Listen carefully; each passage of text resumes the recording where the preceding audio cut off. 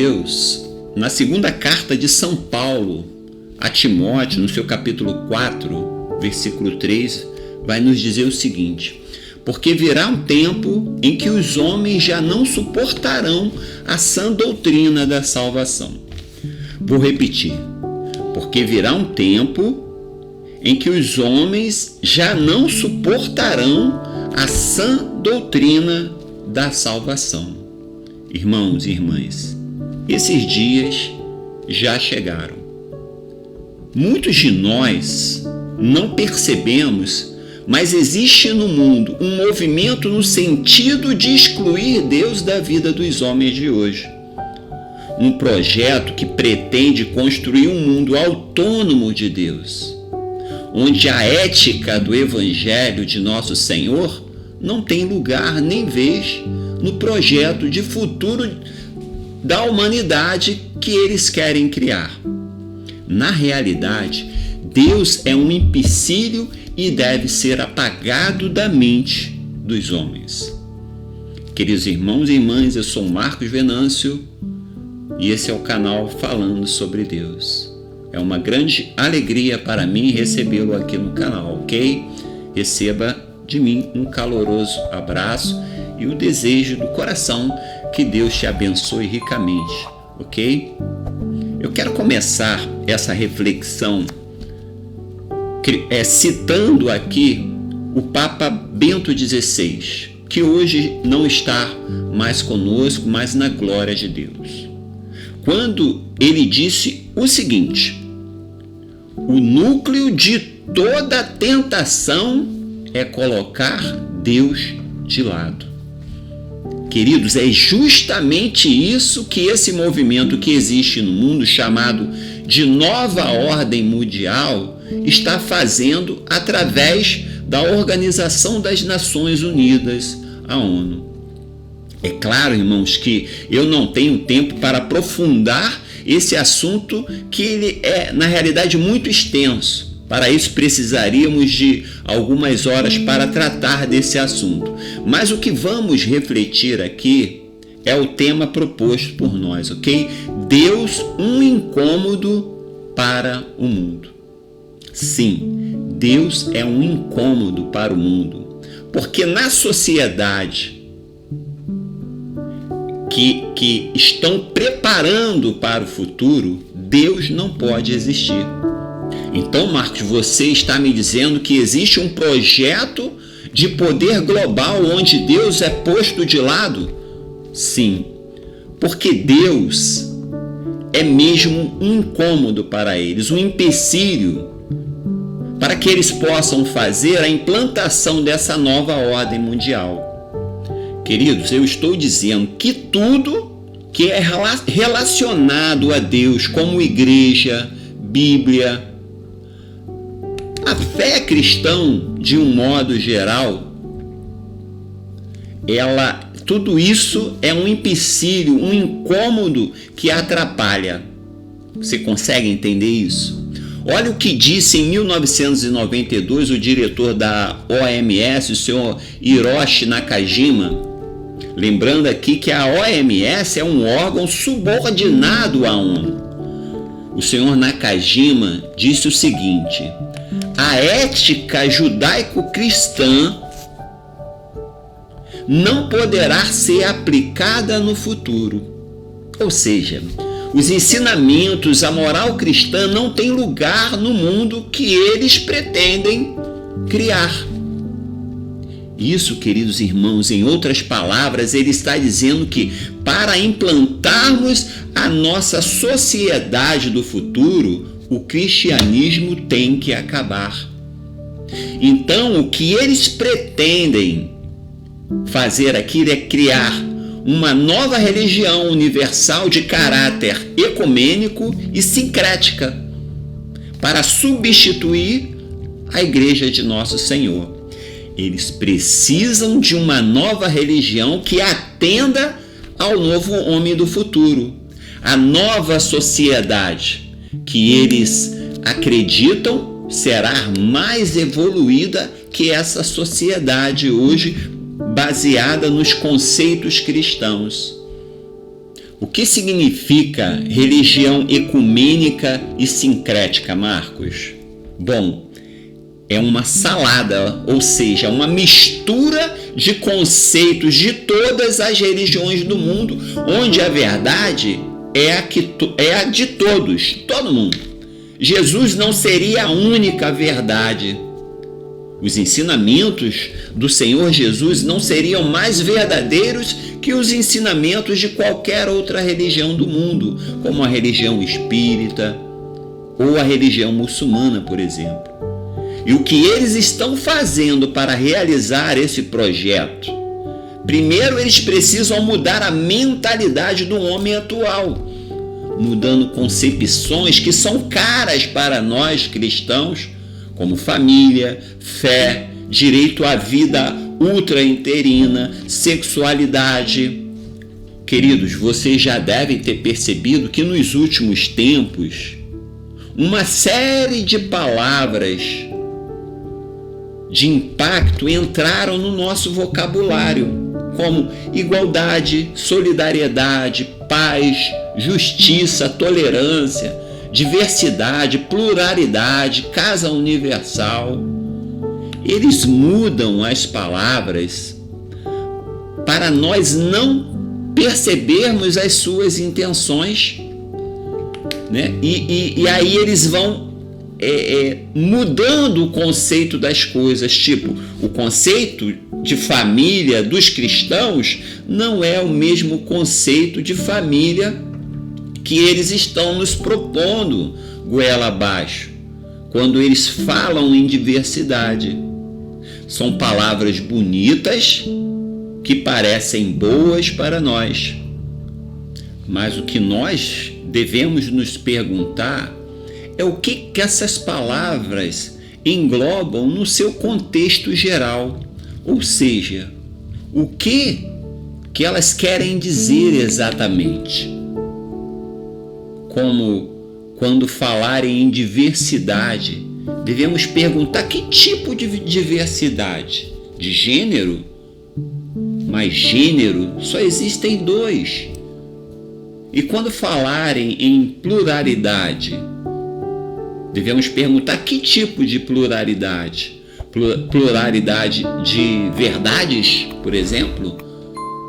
Todo mundo está certo no que professa? Mas para nós cristãos, a verdade é Jesus Cristo. E é só nele que nós encontramos salvação para a nossa alma, para a alma do homem. Somente em Jesus se encontra a verdadeira felicidade. É Ele mesmo quem vai nos dizer: eu sou o caminho, a verdade e a vida.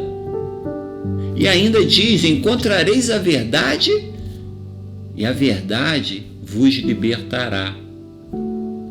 O pior é que esses termos vão entrando no nosso dia a dia e nós vamos assimilando e aceitando tudo isso sem questionar.